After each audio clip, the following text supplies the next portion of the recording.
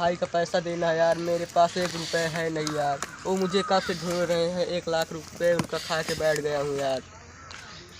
उन्होंने यार गुंडे भी जा दिए मुझे मारने के लिए, लेकिन मैं वहाँ से भाग निकला यार।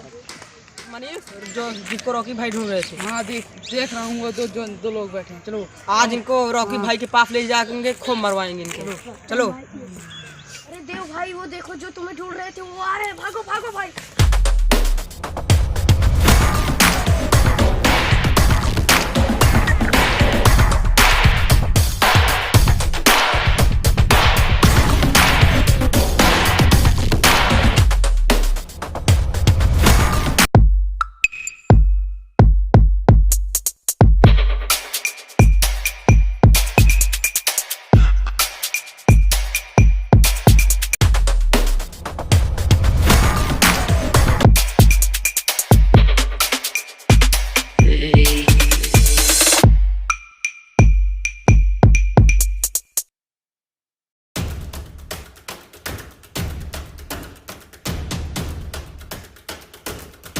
क्या बे, तुझे ज्यादा चर्बी चढ़ी?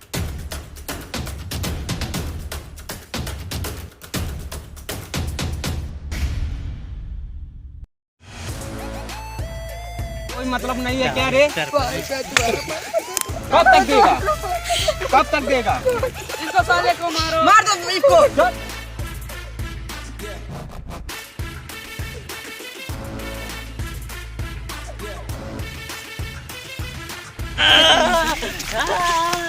देखते हैं मर गया जिंदा है।